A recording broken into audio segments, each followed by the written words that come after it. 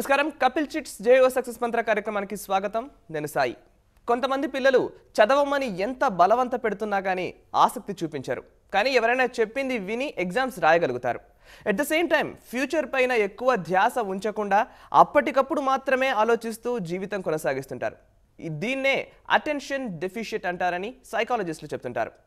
అసలు ఇది ఎందుకు కలుగుతుంది, దీన్ని అధిగమించాలంటే ఏం చేయాలి అనేదే ఈరోజు మన టాపిక్. దీనిపై విశ్లేషించడానికి ప్రముఖ వ్యక్తిత్వ వికాస నిపుణులు వీరేందర్ గారు ప్రస్తుతం స్టూడియోలో ఉన్నారు. వీరేందర్ గారు నమస్కారం సార్. నమస్కారం. అండ్ కొంతమంది స్టూడెంట్స్ కూడా ఉన్నారు, వాళ్ళ డౌట్స్కి వీరేందర్ గారు క్లారిఫై చేస్తారు. Hi friends, welcome to our show. ముందుగా వీరేందర్ గారు, అటెన్షన్ డెఫిషియెంట్ ఇది టీనేజ్లోనే కలుగుతుందా, అసలు ఏంటిది, దీనికి ఒకసారి వివరిస్తారా? అటెన్షన్ డెఫిసిట్లో రెండు రకాలు ఉన్నాయండి. యాక్చువల్లీ అటెన్షన్ డెఫిసిట్ ఏడిహెచ్డి అంటాం, ఏడిడి అని అంటాం. Attention deficit hyper active disorder ADHD అంటే వాళ్ళకి ఏ విషయాల పట్ల అయినా సరే పూర్తి సమయం దానిపైన దృష్టి సారించి పనులు చేయలేరు వాళ్ళు. దాంతో అదే కాకుండా వాళ్ళ విపరీతమైన హైపర్ యాక్టివిటీ ఉంటుంది. చాలా పనులు చేస్తారు. చిన్నప్పుడైతే పిల్లలు చాలా విపరీతంగా అల్లరి చేస్తారు, ఎక్కడికంటే పరిగెత్తుతారు, ఏ రూల్ పెట్టినా దాన్ని బ్రేక్ చేస్తారు. పక్క పిల్లలతోటి కొంతమంది అయితే పోట్లాడేస్తుంటారు.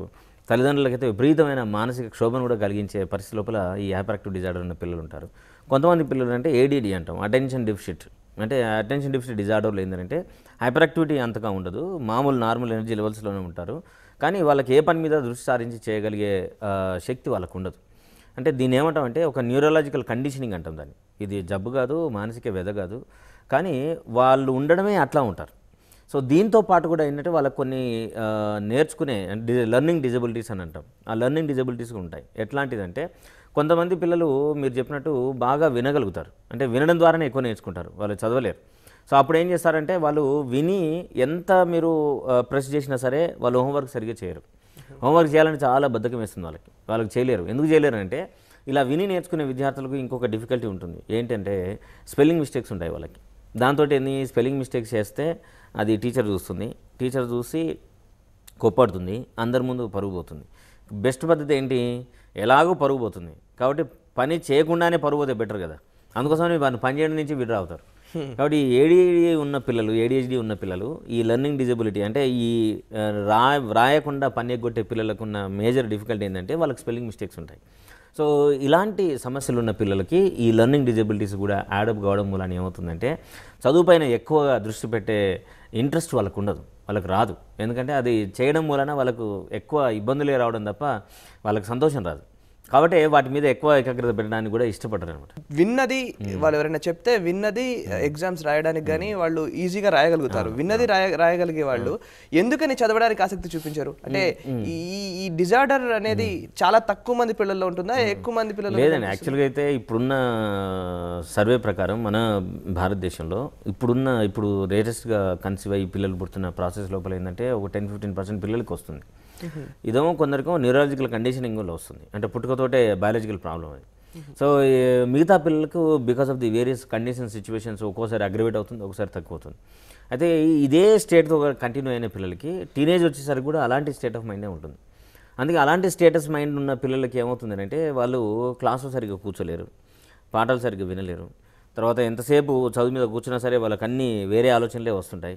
సినిమాకి వెళ్ళాలని ఉంటుంది, ఫ్రెండ్స్ మాట్లాడాలని ఉంటుంది, జోక్స్ వినాలనిపిస్తుంది, లేదు ఎప్పుడో ఫ్రెండ్స్ చెప్పిన జోక్స్ గుర్తొస్తాయి, లేదు ఎంతసేపు వాళ్ళు ఎంటర్టైన్మెంట్ బేస్ మీద ఎక్కువ ఫోకస్ చేయాలని ఉంటుంది తప్ప ఈ చదవడం వల్ల మనకు చాలా ఉపయోగం ఉంది, ఈ చదువు మన జీవితానికి గొప్పతనాన్ని ఆపాదిస్తుంది, మనం బెటర్ పొజిషన్లో ఉండాలంటే ఈ చదువు యొక్క ఆవశ్యకత ఉంది అనే నిజాన్ని గుర్తించినా దాన్ని ఆచరణలో పెట్టలేని ఆసక్తి వాళ్ళని ఎప్పుడు వెంటాడుతూ ఉంటుంది. చిన్న పిల్లల నుంచి స్టార్ట్ అవుతుంది, ఇది టీనేజ్ వరకు ఉంటుంది అంటున్నారు. ఇది అట్లాగే కంటిన్యూ అవుతుందా, లేకపోతే టీనేజ్ తర్వాత ఏమైనా మార్పు కనిపిస్తుందా? ఇది ఒక డిజార్డర్ అనేది ఫస్ట్ వాళ్ళకి తెలియాలి. వాళ్ళకి ఎప్పుడైతే తెలుస్తుందో దీన్ని ఎట్లా కోపప్ చేసుకోవాలనే ఆలోచన స్టార్ట్ అవుతుంది. కానీ చుట్టుపక్కల ఉన్న పేరెంట్స్ కానీ టీచర్ కానీ వాళ్ళ ఫ్రెండ్స్ కానీ నిరంతరం వాళ్ళకి సజెషన్లు ఇస్తుంటారు. నువ్వు ఇట్లా చేస్తున్నావు, అదేంది ఏం తెలియకుండా అట్లా ముందుకు వెళ్ళిపోతావు, దానివల్ల ఎంత ప్రమాదం నీకు తెలుసా? నాకేం భయం లేదు, మనం ఏదైనా ఎలా చేసేస్తాం అని పిల్లలు అలా అంటారు. ఎందుకు అంటారు అంటే because they have this problem. నిజానికి భయం అనేది ఉండడం వల్లనే ఈ హ్యూమన్ స్పేసెస్ ఇన్ని రోజులు నిలబడి ఉంది. నిజానికి భయం అనేది లేకుంటే మనిషికి ఏ పనైనా చేసేసి ఉంటే దానివల్ల ప్రమాదాలను కొని తెచ్చుకోవడం, చావు గ్యారెంటీ వచ్చింది. కానీ ఇలాంటి పిల్లలకు మాత్రం వీటి పట్ల అసలే అవగాహన ఉండదు. భవిష్యత్తు పట్ల భయం ఉండదు, ప్రమాదాల పట్ల భయం ఉండదు, ఓ పని చేయడం వల్ల వచ్చే కాన్సిక్వెన్స్ పట్ల కూడా ఎక్కువ భయం ఉండదు. దాంతో వాళ్ళు ఏ పని అంటే ఆ పని చేయగలుగుతారు. ఆ పీర్ గ్రూప్ ఇన్ఫ్లుయెన్స్ కూడా ఆ క్షణానికి అట్లా ఉంటుంది. సో ఫస్ట్ ఏంటంటే మనం చేయాల్సిన పని ఇది ఒక డిజార్డర్ ఇది అనేది మనకు అవేర్నెస్ తీసుకురావడం. ఎప్పుడైతే అవేర్నెస్ తీసుకొస్తామో మనం దీని నుంచి ఎలా బయటికి రావాలనే దానికి చాలా కోపింగ్ స్కిల్స్ ఉన్నాయి. ఆ పిల్లలు కూడా చాలా అద్భుతంగా రాణించగలిగే అవకాశం ఉంటుంది. వాళ్ళకు చాలా క్రియేటివ్ థింకింగ్ ఉంటుంది. అండ్ తల్లిదండ్రులు గుర్తించాల్సింది ఏంటంటే ఇట్లా చేసే పిల్లల్ని ఇది ఒక ఫేజ్, ఇది వచ్చిపోతుంది అనుకుంటారు. ఇది వచ్చిపోతుంది, ఇది వస్తుంది, అట్లనే ఉంటుంది. కానీ మనం దాన్ని ఓవర్కమ్ చేసుకోవడానికి మాత్రం ట్రైనింగ్ ఉంటుంది. ఆ స్కిల్స్ నేర్చుకుంటే ఏ పిల్లలైనా సరే ఆ ప్రాబ్లం ఉన్నప్పటికీ వాళ్ళు ఎఫెక్టివ్గా వాళ్ళ జీవితాన్ని మార్చుకునేందుకు అవకాశం ఉంటుంది. ఓకే, ఇప్పుడు ఒక స్టూడెంట్ డౌట్ని కనుక్కుందాం సార్. మీ డౌట్ ఏంటి? Good morning, sir. Good morning తల్లి. I am Reshma from AMS Arts and Science College. And my question is, మనం చదివేటప్పుడు ఆటోమేటిక్గా మన మైండ్ డైవర్ట్ అయిపోతుంది. అలాంటప్పుడు మన కాన్సన్ట్రేషన్ తెచ్చుకోవడం ఎలా? అంటే మనం చదివే చదువు మన అటెన్షన్ వెళ్ళిపోతుంది పైకి అని అంటే ఫస్ట్ మనం గుర్తించుకోవాలి. మన అటెన్షన్ పుస్తకం నుంచి కాకుండా వేరేదికి వెళ్తుంది అని అంటే ఈ సబ్జెక్టు మనకి అర్థం కావటం లేదు, నెంబర్ 1.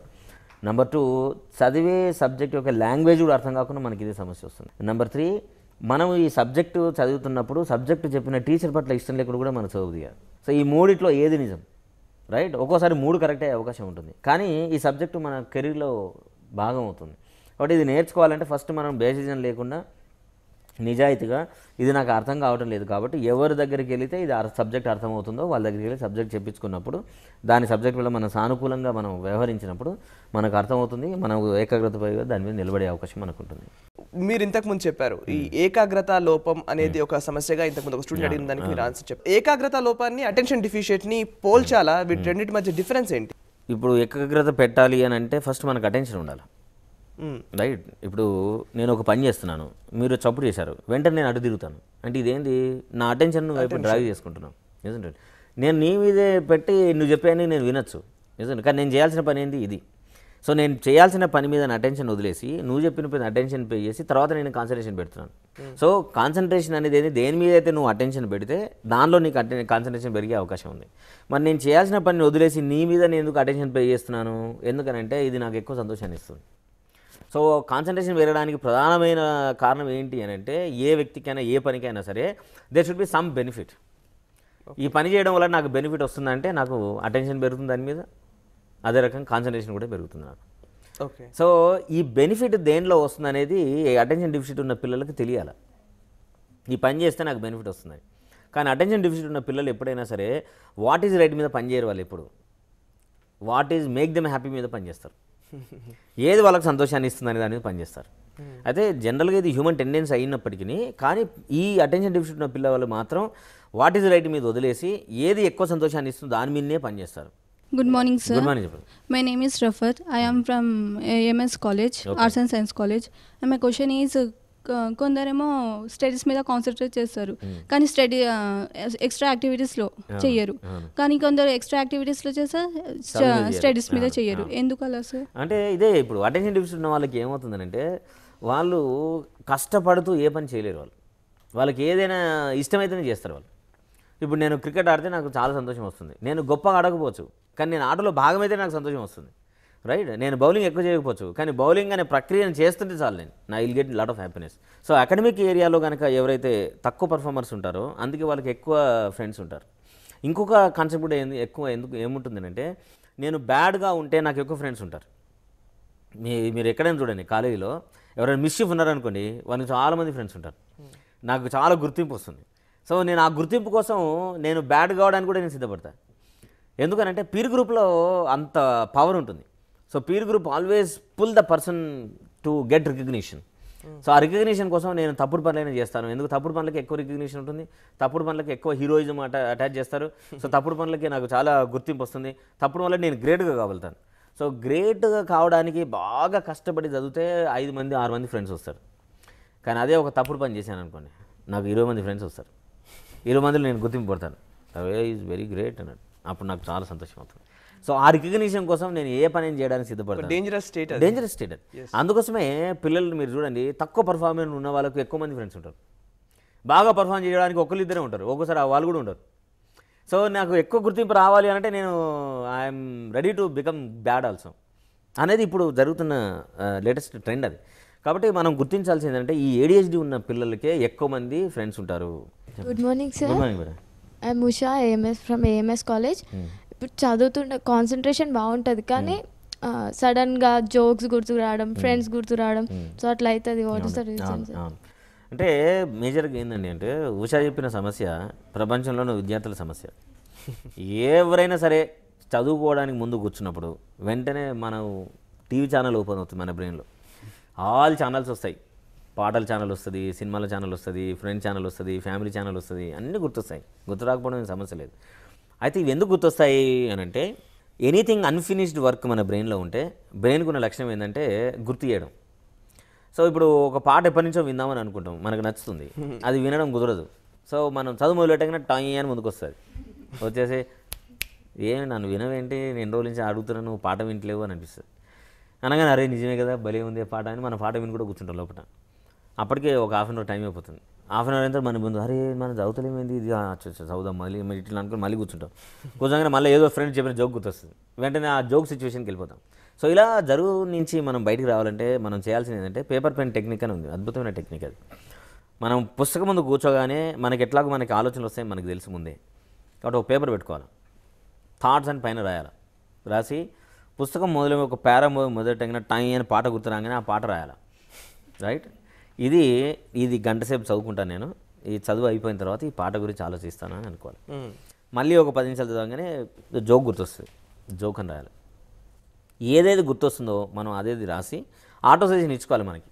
అదే మేట ఆటో సజెషన్ ఏమి ఇచ్చుకోవాలి అని అంటే నేను ఈ గంట సేపు ఇది చదువుతాను, గంట అయిపోయిన తర్వాత వీటి గురించి నేను ఆలోచిస్తాను అని. అలా గుర్తొచ్చిన ప్రతిదీ మనం రాస్తూ పోవడం వల్ల ఏమవుతుందంటే మన బ్రెయిన్కి సజెషన్ ఇచ్చుకున్నట్టు ఏంది, మిమ్మల్ని ఏమి నేను ఇగ్నోర్ చేయడం లేదు, I give proper care for you అని మన సజెషన్ ఇస్తున్నట్టు. సో గంట సేపు చదవడం అయిపోయిన తర్వాత ఆ పేపర్ తీసుకొని ఒకటి అనుకోటి రేషనలైజ్ చేయాలి. పాట గుర్తొచ్చింది, ఈ పాట నేను సాయంత్రం 5 to 6 వింటాను. జోక్ గుర్తొచ్చింది, అవును కానీ భలే జోక్ ఉంది కదా అని చెప్పుకొని నవ్వుకోవడం. రైట్. థర్డ్, మనకి ఇంకేదో ఫ్రెండ్ గురించి గుర్తొచ్చింది, అరే చాలా రోజులు లేదుగా మాట్లాడి ఈవినింగ్ నేను 5 to 6 మాట్లాడతాను. అమ్మ తిట్లు గుర్తొచ్చాయి, అమ్మ ఎందుకు తిడుతుంది, ఊరిగా నన్ను తిడుతూనే ఉంటుంది, ఏంది క్వశ్చన్ వేసుకోవాలి, ఎందుకు తిడుతుందని. రైట్, నేను చేసే పనుల వల్ల తిడుతుందా, లేకుంటే తిట్టడమే ఆమె లక్షణమా? తిట్టడమే ఆమె లక్షణం, ఆమె ప్యాటర్న్ అయితే ఇగ్నోర్ ఇట్. లేదు నిజంగా నేను చేసే పనుల వల్లే తిడుతుంది, సో తిట్టడం యొక్క మోటివేషన్ బిహైండ్ ఏంటి, డెఫినెట్గా నేను బాగుండాలనే కదా, so let me try to become good. ఇలా ప్రతి థాట్ మనం రేషనలైజ్ చేసుకొని ఆ పేపర్ చింపి అవతల పడేయాలి.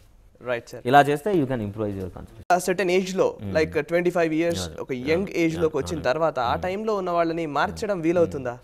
25 అసలు 18-19కి వచ్చేవరకే చాలా కష్టమైపోతుంది. ఒకటి వాళ్ళకి ఆ ప్యాటర్న్ అలవాటు అయిపోతుంది. రైట్. రెండోది ఇది ఒక డిజార్డర్ అనే సంగతి వాళ్ళకి తెలియదు. సో ఫస్ట్ వాళ్ళకు అవేర్నెస్ చేయడం. రైట్. రెండోది దాని గురించి ఎక్స్ప్లెయిన్ చేయడం. మూడోది దాని కోపింగ్ అప్ స్కిల్స్ నేర్చుకునేటట్టుగా వాళ్ళని తయారు చేయడం. ఈ 3 భాగాల్ని కనుక వాళ్ళకు మనం అవేర్నెస్ క్రియేట్ చేస్తే డెఫినెట్గా కొందరికి అర్థమవుతుంది, అరే అదే ఆ రీజను, అసలు నేను ఏంటి ఎన్నోసార్లు చేయాలని ఎన్నో డిసిషన్ తీసుకున్నా కానీ నాకు అసలు సాధ్యమే కాలేదు, ఓహో ఇది డిజార్డర్ వల్ల ఇట్లా జరిగిందా, ఓకే దెన్ ఇప్పుడు ఎట్లా నేను బాగుపడ్డాం. But still they can become better. కాబట్టి ఈ డిజార్డర్ని మనం ఏం మార్చలేము, కానీ అది అట్లే ఉంటూనే మనం మనకు బాగా ఉండే విధంగా మనం పనులు డెఫినెట్గా మనం చేయగలం అనేది వాళ్ళకు తెలియాలంటే ఏంటి, వాళ్ళు ఎక్స్పర్ట్ని కలవాలి. ఎవరిని కలవాలా? ఫస్ట్ సైకాలజిస్ట్ని కలవాలి. సైకాలజిస్ట్ని కలిస్తే they have a strategy, counselling strategy ఉంటుంది, కోపింగ్ అప్ స్కిల్ స్ట్రాటజీ ఉంటుంది, and if possible they have suggested to meet a psychiatrist also. అంటే with certain medical support and with the skills వాళ్ళకి నేర్చుకుంటే వాళ్ళు డెఫినెట్గా దీని నుంచి బయటికి రావచ్చు. They become very effective also. My name is B Swathi. I'm from AMS arts and science college. Sir కొంతమంది పిల్లలు చాలా క్లేవర్గా ఉంటారు, సో వాళ్ళు బై బర్త్ నుంచి ఉంటారా లేకపోతే మిడిల్ ఏజ్లో వస్తుందా క్లేవర్నెస్?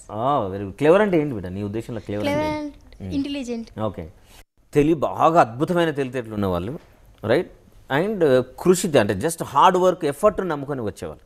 ఈ సమాజంలో ఇద్దరికి ఎప్పుడు పోటీ ఉంటుంది. కానీ సైకాలజీ ఏం చెప్తుందంటే ప్రతి మనిషి పుట్టుకతోటే సమానమైన తెలివితేటతో పుడుతున్నారు. ఈ తెలివితేటలు ఏ రకాలుగా ఉంటాయి అంటే 10 రకాలుగా ఉంటాయి. అంటే మల్టిపుల్ ఇంటెలిజెన్స్ అని అంటాం. కాబట్టి every child born intelligent and genius. అయితే ఈ జీనియస్ అనేది పర్టికులర్ అకాడమిక్ సెక్షన్లో ఉందా, లేదు పర్టికులర్ థింకింగ్లో ఉందా, లేదు అర్థమెటిక్స్లో ఉందా అనేది it varies from child to child. అయితే అద్భుతమైన తెలివితేటలతో చాలా హై రేట్ జీనియస్గా ఉన్న వాళ్ళ సంఖ్య 1% మనం పెట్టచ్చు. 1% కూడా ఎక్కువ చెప్తున్నాను నేను. కానీ ఎక్కువ మంది ఏంది ఒకే రకమైన ఇంటెలిజెన్స్తో ఉన్న పిల్లలు చాలామంది ఉంటారు. మరి ఎట్లా కొంతమందికి ఒకసారి వినంగానే వస్తుంది అని అంటే learning styles will be different. ఇప్పుడు అమ్మాయి యొక్క క్వశ్చనే అది.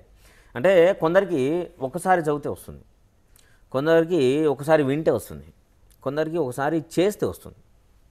అదేమిట. సో ఈ లెర్నింగ్ స్టైల్స్ మనది ఏంటో మనం తెలుసుకోవాలి. కాబట్టి మనం వచ్చేంత వరకు నేర్చుకోవడం అనేది చాలా ఇంపార్టెంట్.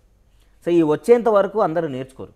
చాలామందికి తెలియదు ఏంది నేను ఎన్నిసార్లు నేను చదివితే నాకు ఇది చూడకుండా చాలా స్పష్టంగా నేను చెప్పగలను అనే సంగతి మనకి తెలియదు. మనం ఇది తెలుసుకోవాలి. మనం ఎన్నిసార్లు చదివితే వస్తుంది, 2 సార్లు చదివితే వస్తుందా, 4 సార్లు చదివితే వస్తుందా, 10 సార్లు చదివితే వస్తుందా అని మనకు తెలియాలి. తెలిసినప్పుడు మనం ఎన్నిసార్లు చదువుతుంది అనేది తెలుసుకోవడం ఒకటి, రెండోది మనం వచ్చేంత వరకు చదవడం అనేది రెండోది. సో ఒకటి మనం స్పష్టంగా అర్థం చేసుకోవాల్సింది ఏంటంటే ఒక్క పని ఒక మనిషి ప్రపంచంలో చేస్తే ప్రపంచంలో ఉన్న మనుషులందరూ ఆ పని చేయడానికి ఎలిజిబిలిటీ ఉంటుంది. అంటే ఒక్కరు డాక్టర్ అయితే ప్రపంచంలో వాళ్ళందరూ డాక్టర్ కావచ్చు, ఒక్కడు సైంటిస్ట్ అయితే ప్రపంచంలో వాళ్ళందరూ కూడా సైంటిస్టులు కావచ్చు. They have that mental capacity, they have that mental ability. కాబట్టి ఇది మనం అర్థమవుతే మనం డెఫినెట్గా మనం కూడా అంతే లెవెల్లో జీనియస్గా మనం అనుకున్నట్టుగా చెప్పగలిగే స్థాయిని మనం తెచ్చుకోవాలి. కాకపోతే ఏంటంటే శ్రమించే విధానాలు మాత్రం డెఫినెట్గా మనిషికి వేరీ అవుతాయి. కాబట్టి ఆ మనిషిని చూసి ఆ వ్యక్తి ఒకటేసారి చదివి అతనికి వచ్చింది, నాకెందుకు ఒకసారి చదివితే నాకు రాదు, సో నేను ఒకటేసారి చదివి తెచ్చుకుంటాననేది తప్పు. ఎందుకంటే లెర్నింగ్ స్టైల్స్ వేరీ అవుతాయి. కాబట్టి మనం రావడం మాత్రం గ్యారంటీ. సో మనం రావడం మాత్రం గ్యారంటీ అని మనకు తెలిసినప్పుడు మనం వచ్చేంత వరకు చదవడం మనం నేర్చుకోగలిగితే అందరూ సమానమైన తెలివితేటలో ఉన్నారనే దాన్ని మనం ప్రూవ్ చేసిన వాళ్ళం అవుతాం. Good morning, sir. Good morning. My name is Shabina. I am from AMS Arts and Science College. Okay sir క్రీడల వల్ల ఏకాగ్రత పెరుగుతుందని అంటారు, అది నిజమేనా? అంటే this is partly correct, partly not correct. Okay అంటే మనకున్న 10 రకాల తెలివితేటల లోపల ఒక ఇంటెలిజెన్స్ ఉంది. అంటే బాడీ కెనెస్థెటిక్ ఇంటెలిజెన్స్ అని ఒక ఇంటెలిజెన్స్ ఉంది. అంటే ఈ బాడీ కెనెస్థెటిక్ ఇంటెలిజెన్స్ ఉన్నవాళ్ళు, హై రేంజ్లో ఉన్నవాళ్ళు either they become players or they become dancers or they become actors. So ఈ ఇంటెలిజెన్స్ కనుక డామినెంట్గా ఉన్న వాళ్ళకి ఆటల ద్వారానే వాళ్ళకి ఎక్కువ ఏకాగ్రత పెరుగుతుంది. సో ఈ ఇంటెలిజెన్స్ నిజానికి చాలామందిలో ఉంటుంది, కొందరికి ఈ ఇంటెలిజెన్స్ ఉండదు. అందుకోసమే కొంత కరెక్ట్ కొంత తప్పు ఇది. కాబట్టి first we need to identify ఏంది మనకి ఇంటెలిజెన్స్ ఉందా, ఉంటే కనుక ఎస్ దీనివల్ల మనం ఏకాగ్రతను మనం పెంచుకోవచ్చు, మనం చదువును కూడా ఆ రకంగా మనం ఇంప్రూవ్ చేసుకునేందుకు ఎక్కువ అవకాశం ఉంటుంది. Right sir. చివరిగా సార్ అటెన్షన్ డిఫిషియేట్ వల్ల ఇబ్బందులు పడుతున్న వాళ్ళను మీరిచ్చే సలహా ఏంటి వాళ్ళకి? అండ్ ఇది అధిగమించాలని అనుకునే వాళ్ళు కూడా కొంతమంది ఉంటారు. ఐ మీన్ వాళ్ళకి తెలియదు, మీరు చెప్పినట్టుగా వాళ్ళకి తెలియకుండానే వాళ్ళ ఆ డిజార్డర్లో ఉంటారు. సో వాళ్ళు గుర్తించుకొని ఏం చేయాలి, వాళ్ళు ఏం చేస్తే వాళ్ళు అధిగమిస్తారు? ముఖ్యంగా ఇది ఏంటంటే మనం తల్లిదండ్రులకు అడ్రస్ చేయొచ్చు. ఏంటంటే తల్లిదండ్రులారా ఫస్ట్ గుర్తించండి ఏంటంటే ఇలాంటి attention deficit hyper active disorder ఉన్నవాళ్ళు, అటెన్షన్ డెఫిసిట్ డిజార్డర్ ఉన్న పిల్లలు మీరు చెప్పిన మాటలకు పూర్తిగా వ్యతిరేకంగా చేస్తారు. మీరు ఏ రూల్ పెడితే ఆ రూల్ను బ్రేక్ చేస్తారు. వాళ్ళకి భవిష్యత్తు పట్ల అస్సలు పరిజ్ఞానం ఉండదు, వాళ్ళు ఊహించలేరు, వాళ్ళు ఒక డ్రీమ్ వరల్డ్లో ఉంటారు. కానీ వీళ్ళకున్న ఎబిలిటీ ఏంటంటే they are very very creative, highly క్రియేటివ్గా ఉంటారు. క్రియేటివ్గా ఉండే విషయాల పట్ల చాలా బాగా చెప్పగలుగుతారు. అండ్ వాళ్ళు విని ఎక్కువ పని చేయగలుగుతారు, విని ఎక్కువ ఇన్ఫర్మేషన్ గ్యాదర్ చేయగలుగుతారు, వాళ్ళు ఏదంటే అది చెప్పగలుగుతారు. అండ్ సెలెక్టివ్ మెమరీ ఉంటుంది, సెలెక్టివ్గా వర్క్ వాళ్ళు చూజ్ చేసుకొని చేస్తారు. కాబట్టి ఇలాంటి సిమ్టమ్స్ మీ పిల్లల్లో కనుక ఉంటే దయచేసి గుర్తించండి, ఇది attention deficit hyper active disorder ఉన్నట్టు లెక్క, లేదా అటెన్షన్ డెఫిసిట్ డిజార్డర్ ఉన్నట్టు లెక్క. కాబట్టి దయచేసి మీరు నాలాంటి ఎక్స్పర్ట్ని మీరు కలవాలి, ఎనీ సైకాలజిస్ట్ని కలవండి, వాళ్ళు డెఫినెట్గా మీకు ట్రైన్ చేస్తారు. ట్రైన్ చేస్తే డెఫినెట్గా పిల్లల్ని మనం అతి మామూలుగా పిల్లలు ఎలాగైతే చదువుకోగలుగుతారో అలాంటి చదువుకునే వాతావరణాన్ని మనం క్రియేట్ చేయొచ్చు. వాళ్ళ పిల్లలందరూ అవుట్డేటెడ్ కాదు, పిల్లలను వదిలేసే పిల్లలు కాదు. డెఫినెట్గా మీకు ఛాలెంజ్ విసురుతారు, మీరు వాళ్ళతో ఎమోషనల్గా సరిగ్గా కనెక్ట్ కాలేరు. మీకు ప్రతిరోజు ఒక ఛాలెంజ్గా మారుతుంది, ప్రతిరోజు బాధాకరంగా ఉంటుంది, ప్రతిరోజు పెయిన్ఫుల్గా ఉంటుంది. మనకింత ఆస్తి ఉంది, మనకింత ఆలోచనలు ఉన్నాయి, మనకింత పేరుంది సమాజంలో, వీని వల్ల మొత్తం పోతుందనే భావన మీకు ఎప్పుడైనా కలిగితే ఆ చైల్డ్కి ADHD ఉన్నట్టు లెక్క. కాబట్టి మీరు యూ మీట్ ద ఎక్స్పర్ట్, మనం డెఫినెట్గా పిల్లవాడిని బాగా చేయొచ్చు. Right sir, thank you very much Virender గారు, మీరు వచ్చి చాలా మంచి ఇన్ఫర్మేషన్ ఇచ్చారు. Thank you very much. Thank you friends, షోలో జాయిన్ అయినందుకు. చూసారు కదా, ఇది ఇవాల్టి కపిల్ చిట్స్ జై హో సక్సెస్ మంత్ర. అటెన్షన్ డిఫిషియట్ ఉన్న పిల్లల్ని మీరు మీ పిల్లలు కనుక అటెన్షన్ డిఫిషియట్ డిజార్డర్తో బాధపడుతున్నట్లయితే మీరు వారిని గుర్తించండి, ఎక్స్పర్ట్ సలహాలు తీసుకొని వారిని ఆ డిజార్డర్ నుంచి అధిగమించేలాగా మీరు చేయగలుగుతారు. ఇది డిజార్డర్ మాత్రమే, అధిగమించలేని విషయం ఏమీ కాదు అని ఎక్స్పర్ట్స్ చెప్తున్నారు. ఇది వాళ్ళ కపిల్ చిట్స్ జై హో సక్సెస్ మంత్ర. రేపటి సక్సెస్ మంత్రాలో మరో చక్కటి టాపిక్తో మళ్ళీ కలుద్దాం.